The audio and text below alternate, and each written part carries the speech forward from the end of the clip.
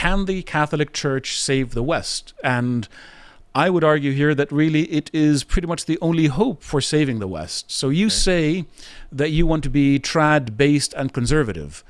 Let's meet Mr. Louis de Bourbon, the Duc d'Anjou, who is the claimant to the throne of France. He wants to reverse the French Revolution. He wants to make France into a kingdom again. As far as I'm concerned, that's about as trad and based as it gets. And his initial reaction to the election of a new pope, it is with great joy that I learned of the election of the successor of St. Peter. I assure His Holiness Pope Leo XIV of my greatest fidelity and my most fervent prayers. We saw some attacks on the Pope from people claiming to be trad, based, and conservative themselves. And I wanted to just highlight that the most traditional and conservative live actor has a slightly different position. But before getting into that, it's worth understanding, well, why do we have a pope and why do we have a papacy? We can go through the religious and spiritual arguments. This was the inheritance given to St. Peter by Jesus Christ. And there has always been a united church, and it is still the Catholic Church. But there is a little bit more to it. We've run the experiment. We've seen the outcome of different kinds of Christianity, and I think they've more or less hit a dead end. We had the first disagreement with Orthodoxy. With Orthodoxy, part of the disagreement was a bit about the conflict between the state and the church, the role of Caesar and the role of the church, with the Catholic Church asserting that it is an independent moral authority that gets to govern itself regardless of what temporal authorities want. Why is this important? Because when the temporal authority is also the moral authority, it will justify any action that it takes and claim that it is moral. Kind of like what the British state is doing, kind of like what communist states have done throughout time, what's happening in South Africa.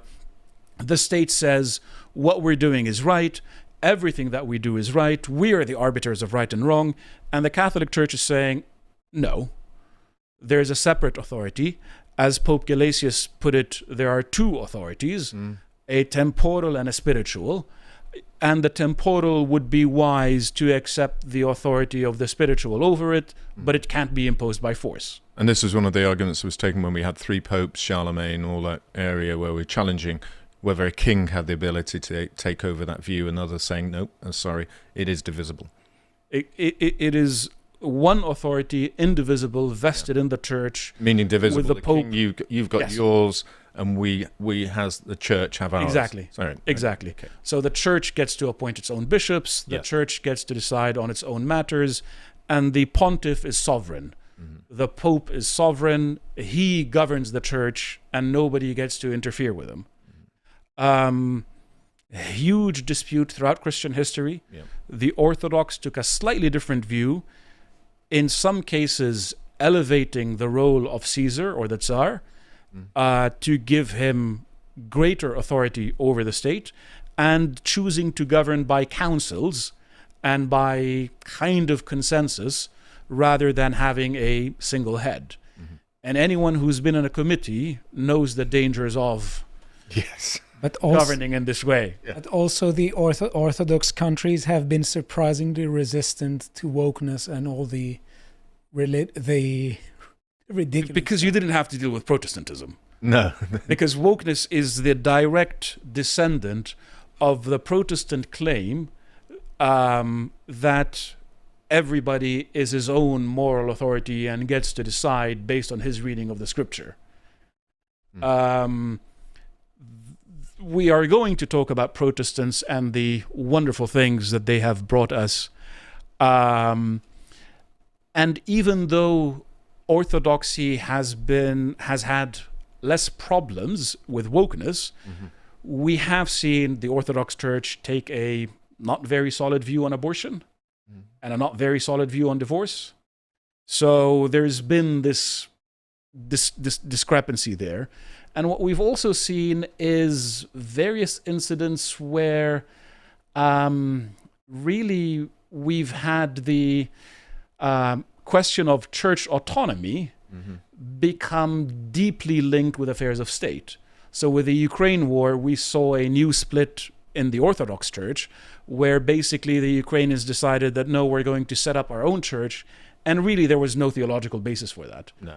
None whatsoever. Totally It was political. Purely a political play. Purely political. Absolutely. And it's reflected in other areas. We saw some cases where there are allegations, can't get this translated. Anyway, what it says is that the Ukrainians accuse Russian monks of participating in intelligence work against the state. Now, it's coming from the Ukrainians, so take it with a heavy, heavy grain of salt. Yes. But we've seen that this problem has really persisted. We look at the Protestants and we see, okay, what's going on there? And the answers are pretty shocking. Yeah. The Episcopal Church has announced its new pride shield. Mm-hmm. Do we need to say anything about this? Now, I'm just wondering which one in the top left is it? Is that supposed to be the Church of Christ? Is it an inverted cross, which could be like the devil? I don't understand it I'm either. trying to work it out. I have no idea what's going on there. Oh, there we go. It is the upper left blue corner of the Episcopal Church shield logo, and incorporates elements of the traditional pride flag. Thank you for that. Okay, there we are. I mean, what is this? I don't know. Yeah. I don't understand it. I know the trans and black colors. I know why? Just not sure. I drove around the States for a couple of weeks, and pretty much every church had a gay pride flag. And it was just depressing. I mean, what do you stand for if you don't stand for traditional family? And what's Christian about this? I don't get it. And how big is the Episcopal Church in the US? It's one of the biggest. Is it? It's one of the biggest. The Baptists are, I think, the biggest. They won't. And have they will have all of that and the more. Baptists. Yeah, they'll have that. I never They'll have that I never thought that actually. They'll have that too. Okay. You see it pretty much across the board with basically churches up and down the country having these flags. You see it with the Methodists, you see it with evangelicals, you see it pretty much across the board. Evangelicals too. Yeah, Wow. yeah. Some of them at least. And then the other consequence of Protestantism is, okay, what are you standing on? Like, how do you guys decide when you disagree? Wouldn't you say, though, that if we check it out, not just from an abstract point, because I get the discussions, from an abstract point, you could say, well, when people have a text and they say this is the final authority in Christianity, go and interpret it, they could give all sorts of interpretation. And some of them are good, some of them are bad. Mm-hmm. And some people who see this and they think that this leads to particularly bad social outcomes are saying that we need to go back to fewer people who are interpreting the Bible, and their voice has a greater authority. More people reading the Bible, fewer people interpreting it, yes. Yeah, but wouldn't you say in that if we check it out historically, Luther and the Protestants did have a point when they went against the Catholic Church of their time? So, for instance, let's talk about the selling of indulgences. Even then. Weren't there many people who were selling indulgences even it was obviously an important even for part future sins? Clearly, with the blessing of the church. Indulgences were an important part of that time, but it wasn't the sole reason. No, I'm not saying it's the sole reason. No. So, of the theses of Luther, the church replied in detail. I think it was in the Council of Trent. Yes. Okay. And it made it clear that it never, as a church, condoned the selling of indulgences, but that certain bishops had. Yes. And if you go back in history, even during the Arian heresy, which was perhaps one of the earliest heresies, there was a good number of bishops who sided with the Arians. So in the church, there is this weird complexity whereby the church has big disagreements internally. And these disagreements result in sometimes political conflict, sometimes theological disagreements, sometimes chaos. And then the church steps in and says, okay, now I have to say something about this. Here's the final opinion. You guys are right, you guys are wrong. That's how it works. Yeah. So the sale of indulgences was happening, and it was wrong. But it was never condoned by the church, because the church teaches in all kinds of ways, and the main teaching, as you know, is through the magisterium. If something is in the magisterium of the church, that's it. It's there. It's never changing. That's the actual meaning of infallibility. It's not that Pope Francis doesn't make stupid political moves. It's that papal infallibility relates to fundamental church teachings that are unchangeable. So it was never within the church's magisterium that you could sell it, but you did have corrupt bishops. Back then, as you do now, as you have in the Lutheran Church, as you have in any institution where human beings are present. It's a problem, though, that in some of the supposedly more learned historical texts by some of our supposedly greatest historians, that they always concentrate on the bishops who are getting money for these indulgences, and the so-called fighting of wars on the back of the indulgences, raising revenue from that, without actually looking into the detail. And in many ways, I find it interesting, because you have to look yourself for the documentation, which is exactly what Luther was saying. He's go off, read it yourself, but they're actually hiding those facts into the little notes where they don't really point out those little aspects for us. Now, the Church of England is a strange example of the blending of an extreme form of Caesaropapism with a claim of orthodoxy. At least it had a claim of orthodoxy. We kind of see how it's going. They put a helter-skelter slide in Norwich Cathedral.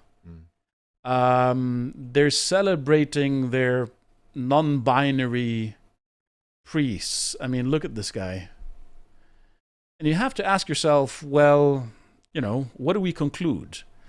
I think what we conclude is this. We think of, to the extent that we can know anything about politics and about religion, history is the experiment.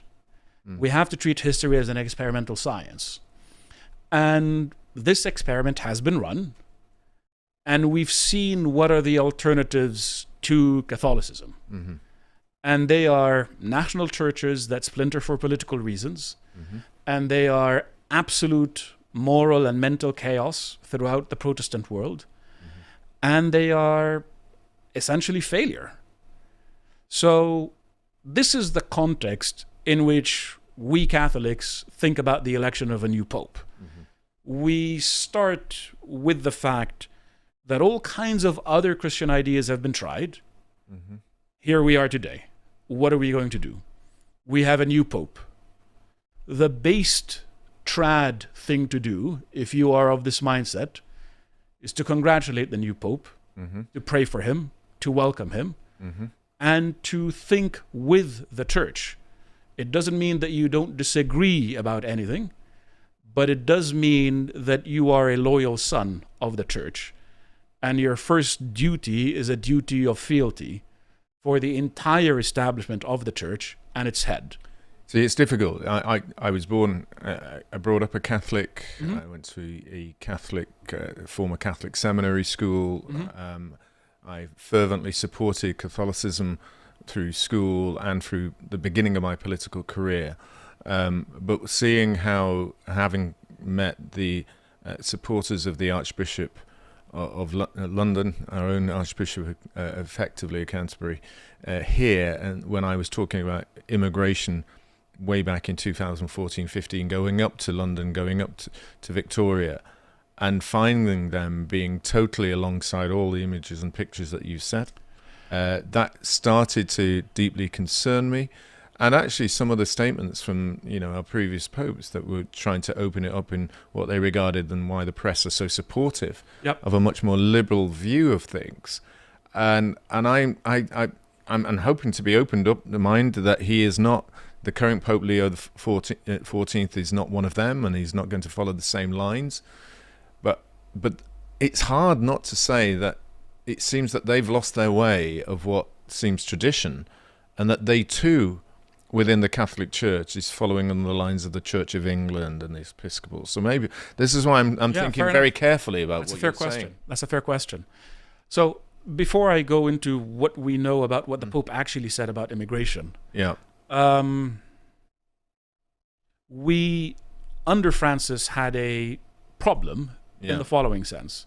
Firstly, Pope Francis was not an excellent communicator.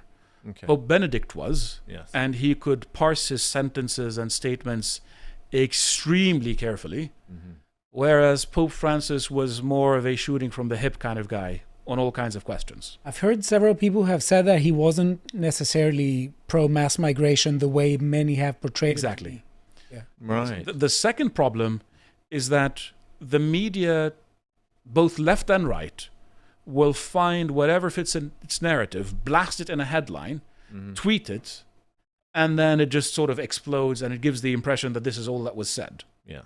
And that happened with the LGBT stuff when Francis took conservative positions while also saying, you know, if somebody who's gay walks into church, don't begin by hectoring him and telling him how he's going to burn in hell. Well, Like, don't start the conversation that way. No. Even though, yes, we accept that it's wrong, and Pope Francis would say that it's a disordered tendency. So there were these issues where people cherry-picked what they wanted and spun a narrative. And most people took it uncritically, unfortunately. On immigration, Pope Francis said all the time that we should be welcoming towards migrants, Yes. and that states have the right to decide what capacity they have. Well, I tried to find a number of papers when I started through the Rarums and Rerum Nostra and all the rest of it to find exactly that last sentence. Because when I was in the European Parliament, someone pushed one across exactly said it was down to the states. Yes. But I've not been able to find it when you go onto the... I'll try to find something. If you for can find it and show me I'll that, try to find because something for you. historically I remember writing about it in 2015-16 and saying, this is exactly what the Catholic Church is saying, is that we should welcome people here and treat all people with dignity and respect. Yes. But the nation state also has its ability to be able to say that we should control it because of the people living here. Yes. Looking Yes. after their interests too. So Absolutely. the balance is with that. And I no longer can find that. See that? Well, so I'll see I what have I looked. can find. Okay. But I very much remember seeing that and sort of, hold on a second, this is what I was being told in the media. Yeah. And that was probably before I converted. Yes. But it struck me as quite important. And here, as to what Pope Leo is saying, it's pretty straightforward, if you ask me. And the gospel make very clear a I need to do something about the volume, but I don't know. Maybe, Samson, can the audience hear? time and again since his very first trip as Pope, when he went to this little community. So to summarize, it's, someone who speaks clearly. It's a problem. The people keep on coming. The flows need to be stopped by addressing their causes. And the gospel make very clear a message which Pope Francis has been hammering home time and again since his very first trip as Pope, when he went to this little community, an island in southern Italy, the town of Lampedusa, where all these immigrants continue to come. It's a huge problem, and it's a problem worldwide, not only in this country. There's got to be a way both to solve the problem, but also to treat people with respect. Every one of us, whether we were born in the United States of America or on the North Pole, we all are given that gift of being created in the image and likeness of God. And the day we forget that is the day we forget who we are. We forget who Christ has called us to be. Fair enough. That's the long and short of it. Yeah, and I don't think we can disagree, and certainly from my background, is that we all have to treat people with dignity and respect. I'm often questioned by this. How can you oppose the asylum seekers coming to this country? How can you oppose people being placed in houses? And actually, it's not a question of opposing them. It's not a question of looking them without dignity and respect. I do want them to be able to live, as we all know, that most of them would prefer to live in their own homes, in their own areas, connected to their own families, except those that we know that are being pushed here for different reasons. And so that is the dignity, that's the respect. But dignity and respect is two ways. It's also to the home state as well as the host state. Absolutely. And so we should be looking at this as Catholics, as Christians, to be able to see how we can solve the problem that all humanity's lives can be improved, but not without the diminution of those in what will become the host state. So there is this tension that's always existed between the church and temporal authorities, where the church tries to temper the worst tendencies of the temporal authority, which it should do, which it always should do. And the temporal authority says to the church, look, these are our resources and this is what we can do. And this dialogue is going to continue. But this dialogue is not like choosing a political party or a football team. No. Belonging to the church is fundamentally a spiritual matter. And it's got to do, if you don't want to think about it just spiritually, which I really encourage you to do, to think about it spiritually, it's also got to do with recognizing what the West is. When we were talking about the extent to which liberty has been eroded in Britain, well, the bedrock of British liberty is partly its Christian faith. Yes. And the bedrock of any conception of liberty in the West is Christian. And it's the church that has fused together Rome, Athens, and Jerusalem in a way that respects religion and the rights of God and respects the individual created in the image of God. And it's through this balance that you begin a process of restoration. And without that balance and without this sense of community that is fostered by the church, nothing is going to be saved. So when we say, I'm critical of the West for having forgotten its legacy, that's exactly what I mean. You can't go into a medieval town or a town that has existed from medieval times and not see the imprint of Catholicism on that town. So how do you think then this Pope is going to try and improve and save ourselves? Well, firstly, he's an Augustinian. Okay. St. Augustine is the one who defended the crushing of the Donatist heresy, Yes. which claimed that any priest who was bad can't be a priest. And we know that the Pope has a confessor, partly because, like the rest of us, he's a sinner and he needs one. So that's a no-go. And St. Augustine supported using the temporal power of the state to end heresy because he understood the kind of civil conflict that heresy had generated. And St. Augustine is also quite a systematic thinker, a very rigorous thinker. And we see it with this Pope, who's also not only a bachelor in mathematics, but also a master's and a doctorate in canon law, meaning that we're going to get a Pope who will speak clearly, and we are going to get a Pope who thinks very carefully about theology and what he says. He's making every signal he could make to the traditional faction in the church to say, I'm on your side, or at least I'm not hostile to you. He's a fan of the traditional Latin Mass, the old pre-1962 Mass, so that's always a pretty good sign. Yeah. He took the name Leo XIV. Pope Leo was very hostile to Americanization, not America, but making America into a new dogma, which is part of what we see in Britain today. Oh, yeah. Hostile to secularism and the idea that you can have politics separate from moral authority. So all of the signs that we're seeing so far are pretty strong. Okay. And even with a bad pope, quote unquote, I want to pull up here two quotations, one from G.K. Chesterton. I do believe in Christianity, and my impression is that a system must be divine which has survived so much insane mismanagement. And people say Catholics don't have a sense of humor. I've not seen that one before, but that is actually quite fun. Is that really a G.K. Chesterton? Yes. Well, someone's pulled it out, and it's yes. Not, okay. And you know, there's going to be some problems with the Curia because it's having three popes was a part of insane mismanagement. Having three popes was insane in mismanagement. different areas yes. of Europe. Having all of those schisms was insane mismanagement. Yeah. And then, perhaps slightly more amusing, a quote around Napoleon. During a frustrating argument with a Roman Catholic cardinal, Napoleon Bonaparte supposedly burst out, "Your Eminence, are you not aware that I have the power to destroy the Catholic Church?" The cardinal, the anecdote goes, responded ruefully, "Your Majesty, we, the Catholic clergy, have done our best to destroy the church for the last 1800 years. We have not succeeded, and neither will you." Like it or not, the anchor of Western civilization is the Catholic Church. Being an active, loving participant from the inside is going to produce much better results than attacking from the outside. So this is what I would say. We obey the teaching authority of the church regardless of the Pope. If your problem with the church is the Pope, we obey the church regardless of the Pope. Because we believe that the gates of hell shall never triumph over her.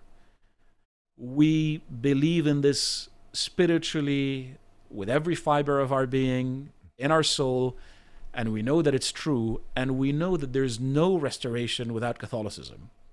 So if you want to be conservative, you're not going to be as conservative as Louis de Bourbon. Pray for the Pope. If you would like to watch the full uncut version that is also uncensored, head on over to lotuseaters.com to find out more.